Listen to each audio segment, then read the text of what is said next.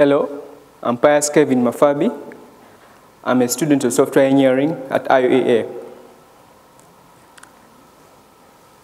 In 2019, the father of my friend was diagnosed with kidney failure. It was stage 5 kidney failure.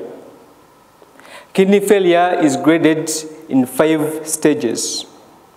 Stage 1, 2, and 3 are treatable by medication. Stage 4 and 5 require dialysis or a transplant. Dialysis is where a machine is used to remove body wastes from the patient. Basically, it would mean that the patient will spend the rest of their life on a machine. It was so sad for his family and us, his friends. On top of that, stage 5 kidney failure, the patient is almost at the risk of losing it all. So they have to get a donor as quickly as possible. Luckily, a relative was gotten, the blood credentials were matched, and everything went well.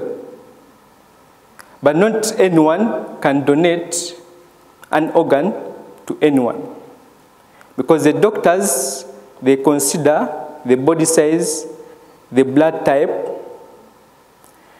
the HLA antigens, whether they are common between the recipient or the donor, the lymphocytotoxic cross-match, whether it's negative, to check when they put that organ into the recipient, whether his body may react to it. Luckily, everything went well. He was flown to India, and a couple of weeks, they spent some weeks there, around 10. We are glad he's not still alive. But did you know the heart could still pump while the person is dead, or that the lungs could still induce breathing while the person is dead? Did you know that one life can save 8 lives? Did you know that 8 lives could save 64 other people?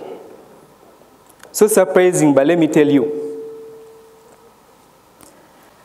Well, a deceased donor can donate to up to 8 organs. That is the 2 kidneys, the 2 lungs, the liver, the heart, the intestines, and the pancreas. In modern countries, for one to become a donor, they usually register, maybe when they are acquiring their driving permit, or through online. But the surprising thing is, the number of people waiting for one organ in the world is more than the donors. And yet, an individual can donate while they are still alive or dead. A living donor can donate only the kidney. A deceased donor, they can donate the 8 organs that I've talked about. Currently, in Africa, there are 3 main countries that carry out organ transplantation. That's South Africa, that's Tunisia, and North Sudan, because of the costs. But it's only South Africa that carries out deceased organ donation. Deceased organ donation is where a person that has died before, while they are still alive, they registered that when they die, they would like to donate. This helps out in people that need a heart, a liver. You would save lives. because when you die, your entire body will go into rotting. But if you decide to pass that life to the next one, you'll be giving life. You'll be giving a gift. And it will be passed on and on. If you realize, every single day, 150,000 people die. But if you are to check the number of people on the waiting list, the waiting list is the list for those recipients waiting for an organ. In the US alone, it's 114,000. Look at the difference. 150,000 people die per day, but 114,000 people are waiting for an organ. Why is this so? It may be because of three scenarios. The first one, maybe majority of people don't know that they could donate when they are deceased. The second one, they may know, but they don't want. The third one, it may depend on the format of death, maybe by a crash or any other.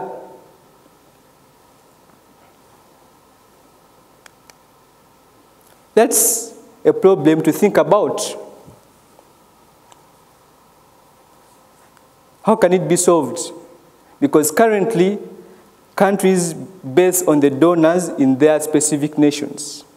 If it's the US, it's the US. If it's India, it's India. If it's South Africa, it's South Africa. What if we could find a way of accessing the global pool of donors? What if we could work together as nations and create a global pool of donors? Because currently it's individual. Even in the case of this story of my friend, he had to go with a relative. The father had to go with a relative, and they carry out the donation. Because he told me there was another patient that had gone with, I think this was a friend. He reached there in India, and the person said he didn't want to donate. Because when you reach there, you go to court and they ask you whether it's of your own consent that you want to donate. He didn't want, that he only wanted to step on a plane. And the person died. But if there was a global pool accessing all the organ donors in the world, if that was possible, then there would be no shortage of any organ. As I told you, the ratio of people that die per day to people on the waiting list is huge. And yet it's more people that die than those on the waiting list. Because 20 people die every day while waiting for an organ for transplantation. If you could access the global pool, maybe building a platform that could integrate and communicate with the various organ procurement organizations in the world, because to carry out a donation, it is the organ procurement organizations and the organ procurement transplant network that carries it out in most countries. So basically, they connect to the hospitals, to the transplant team, then they identify a donor, then the recipient, they check for the credentials, and then if it's true, they go ahead with it. If there was a way of doing that, but too bad, each organ has a duration. The liver, the heart, takes 4 to 6 hours before it gets spoiled. But the kidney, the pancreas, they take around 24 to 36 hours before they get spoiled. If there was a platform that could coordinate all that science behind the medicine, whereby in case the donor is from Uganda and the recipient is from South Africa and they need a kidney, they would coordinate. The system would know, for example, this person registers as a donor, they died at this time, so it would calculate the time, the duration, how many hours are left before the organ gets spoiled. Because a flight from Uganda to South Africa is around 4 or 5 hours, and yet the kidney takes 24 to 36 hours before it gets spoiled. If there was a way to coordinate that, there would be no shortage of any organ. Those 20 people that die per day would be saved. Those 8 people that would have gotten those organs would be alive. You would pass on life. I believe that is the noblest act of charity. I believe that is the power of one life. I believe one life can save 8 lives. And 8 lives can save 64 other people. I believe if we work together, we can make our world a better place. I believe that technology can make our world better. I believe that one life is powerful enough to save very many lives that will be of greatness, of importance to us. You can save a life. Thank you.